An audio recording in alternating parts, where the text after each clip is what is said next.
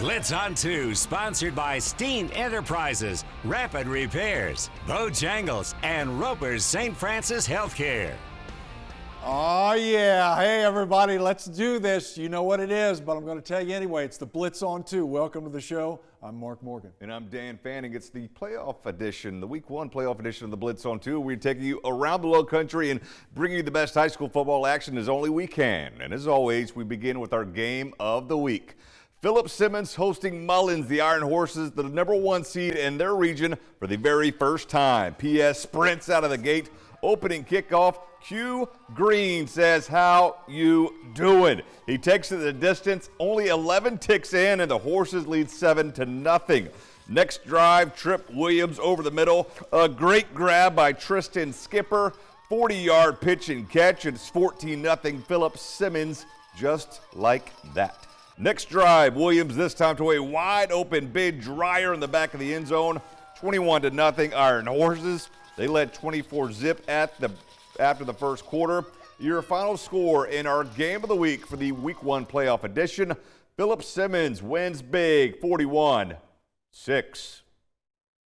The game went very well, how we expected it to be. We wanted it to be fast-paced and just wanted to just kick them out the playoffs exactly. Next week, same thing. Just blow the team out, win the state championship, and that's about it. I'm just proud of our kids. They've worked really hard. Our coaches work really hard. No matter what, I want them to come out here and experience success. It's nice to come out here in the first round and get a good win under our belt and get some momentum going for the next week.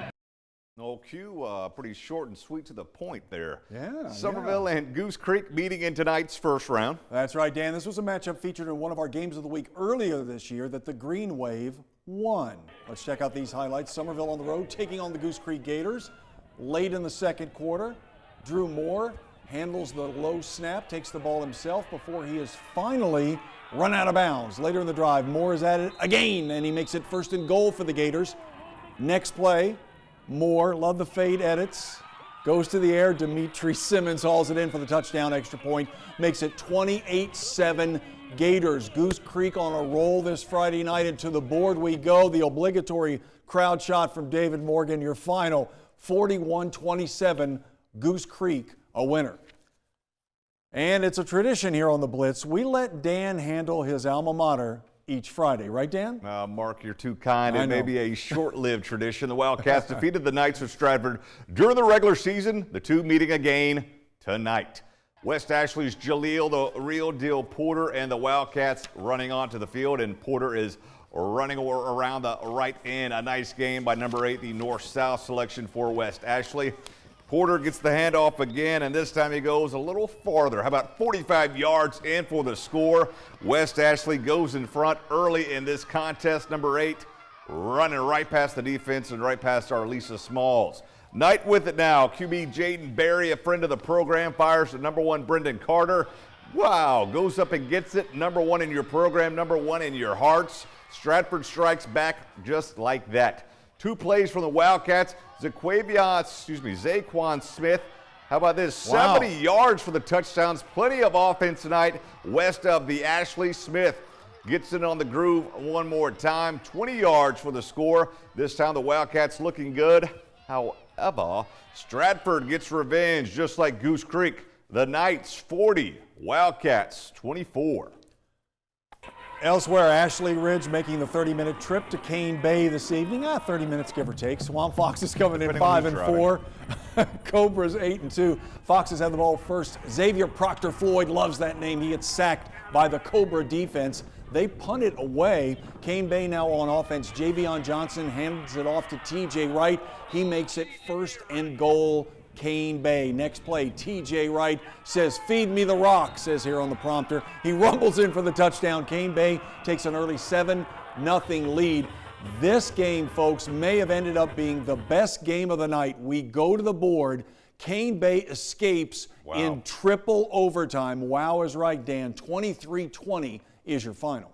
Now we go up to St. Stephen. The Wolves of Timberland hosting Pillion and St. Stephen. First play from scrimmage, and Kylan Brown hooks up with number 12. We try to find it on the roster, but needless to say, number 12 can scoot. He goes the rest of the way before the fans can get in the stands. 7-0 Timberland. Amari Jenkins adds to the lead later in the jumbo package. Rumbles in 14-0 Wolves. How'd you know that was a jumbo package? I like that. Bradley just told me that. I'm not sure what he meant. After another Jenkins TD run, he does it this time on the defensive side. Pass thrown right to 23, and Jenkins takes it back the other way for the score. Have yourself a night, Mr. Amari Jenkins. Take a look at the final score as the Wolves are howling up in Timberland. They blank Pillion 39-0. That team is good. We're just kicking things off here on the Blitz on 2. That's right. When we come back, plenty more highlights and plenty more scores from around the Lug Country. Stay with us. You're watching the playoff edition of the Blitz on 2. And with that, we welcome you back. You are watching the Blitz on 2 with Dan Fanning. I'm Mark Morgan. Dan, who's on deck? Oceanside swimming to a little different venue this evening. Landsharks hosting Lake City. Tonight at District 4 Stadium, the Citadel is booked, according to Coach Joe Call. Sharks up 21-0 in the third. Colby Shiree throws a dart to Cole Stricker. Drive would end in an INT, though. Next drive, Shiree option to Von Blue, and Blue picks up the first down, and then he picks up a few more yards after the carry.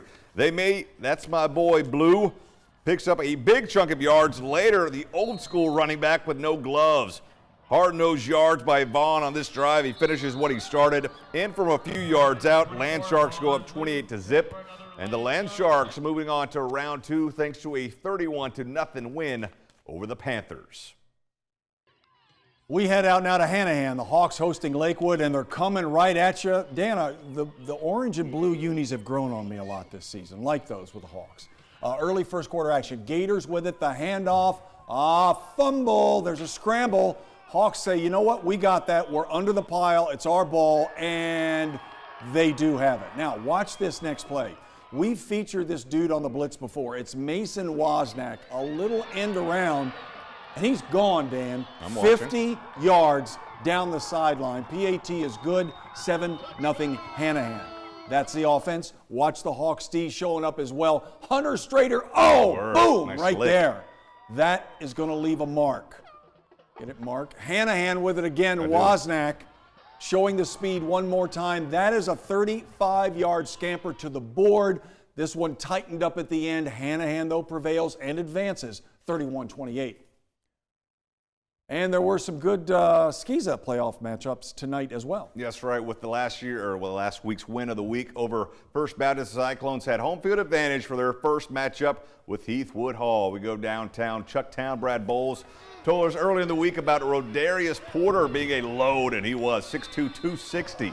My word, hard to bring down. Raining hard at Porter-Gal. Look how Porter big he is, man. Dragging tacklers with him. Looks like a young Derrick Henry. Watch Tony Brown of Porter, though, comes up with a nice open field tackle, stopping a possible big gainer.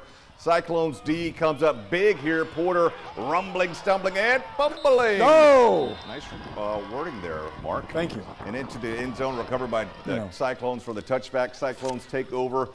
To the board we go. Not much going on while we're there, but the Cyclones advancing to the second round of the Skiza playoffs with a 31-17 victory. And First Baptist hit the road for these playoffs, traveling to Hammond. And boy, Hammond is a good ball club. We picked this one up early first quarter. Skyhawks with it. This pass in the flat will go to Thomas Epps coming up after the obligatory opening shot. There's Epps. That's a gain of 10 before he is finally brought down, and that led to a short touchdown run by Aiden Kanziter right there. Hammond up early. Now watch this next play. The pass from Whit Muschamp to Omari Bennett. Bennett does the rest. 35 yards for the score, showing the Jets right there. Hammond rolls over the Hurricanes. Your final 31-0. Hammond a winner. And one of the few road teams in our area, kind of like First Baptist, the Trojans of James Island hope to do Trojan Rumble tonight at West Florence. West leading 21-7 at the break on their brand new turf. Third quarter, and Kelvin Hunter gets in early on the tackle to force a punt for James Island. West Florence with their green and gold. Green and yellow, I guess it says in the script. Worked nice here. Nice run by Quant. It's kind of yellow. I would say more gold. Sets up first and goal for West. The drive stalls. Sam Spence hits the short field goal to make it 24-7 Knights. On 4th down and 4, James Island goes for it, but they are denied. A great play by DJ Williams. The pass breakup, not to be fooled by the Miami Hurricanes, DJ Williams. Ensuing drive, Scary Terry McKeithen, one of the best players in the PD, goes the distance to put this one on ice. Great season by James Island ends tonight at West Florence. The Knights 38, Trojans 15. On Thursday night, 5A play at Dorchester. Patriots hosting Berkeley. Remember, this game moved up a night. Stags with it. McCray Driggers to Austin Gray. 35 yards on the nice pass play. Scoreless first quarter. Who shot this? This looks really good. That'd be I. Oh, right. The drive continues in the second quarter. Kane Wade Prelow goes 25 yards for the score. Nice run there. 7-0 Berkeley. Patriots kind of sleepwalking in the first quarter. Yeah, Patriots with it now. Michael Small takes the handoff. He scampers 20 yards before he's brought down again. Excellent photography. The drive culminates with this nice end around. Demetrius McKelvey takes it in. 4 yards for the touchdown. That ties the game at 7. Fort D was up 10-7 at the break. Your final, Patriots a winner 39-13. Again, that was on Thursday night. And Mark, the check's in the mail. Yep. Let's head to Baptist Hill from last night also, where the Bobcats put their unblemished 8-0 record on the line against Scotts Branch. Bobcats with it. Harold gathers, fires to Rayshon Murray out of the backfield. Big gain of 20 yards for the Bobcats. Murray again, some solid running. He rushed for 198 yards for the contest. My word, talk about a workhorse for the Bobcats. Murray moving the chains. In addition to the 198 yards, he scored not once, not twice, not thrice, 4 times in the contest. Baptist Hill looks to the air, gathers, fires over the middle, but it is picked off by Tyler Kind. He returns it 10 yards for the Eagles. Then Deshaun Washington takes the handoff for Scotts Branch, and he bursts through the line for a 65-yard score. Or excuse me, I guess he did not score before he's finally run out of bounds. See, it says he kind of runs out of steam. All right, thank you, Mark. Anyway, we go to the board. Baptist Hill scored 48 points in the second half, and they blow by Scotts Branch 54-20. And some quick final scores. Camden over Bishop England big, 56-0. Also, Carvers Bay 55, St. John's 22. Final score, Lee Academy, where both of my parents went to, 34. Dorchester Academy 14. Cool. Cross falls on the road to C.E. Murray 50-24. Thomas Sumter over Colleton Prep 28-21. And Woodland, a big winner over Andrews 38-6. And one final timeout here on the Blitz on 2. We are not quite finished. And coming up, it's our top play of the night. Blitz on 2, top 2 plays of the week, sponsored by Roper St. Francis Healthcare. And we're back. Welcome back to the Blitz on 2. And Dan, this is the time all the players around the country kind of ease up a little on their couch. Do you think they sit in recliners or couches? What do you think? Both. What about love seats? Okay. It's top play time. It's an anxious time for players around the low country. That's right, Mark. We head back up to God's country in St. Stephen's. How about the play of Amari Jenkins? He's stunted on both sides of the ball, capped off by this pick 6. And we think it might have been from the 8-yard line. So if you do your math, that would have been a 92-yard score. Amari Jenkins brings home our top play of the night. And that's all the time we have for the Blitz on 2. Producer Morgan Lowers, thank you. Director Gerard Capers, thank you. That's right. We'll be back for round 2 next week of the Blitz on 2. Have a good night.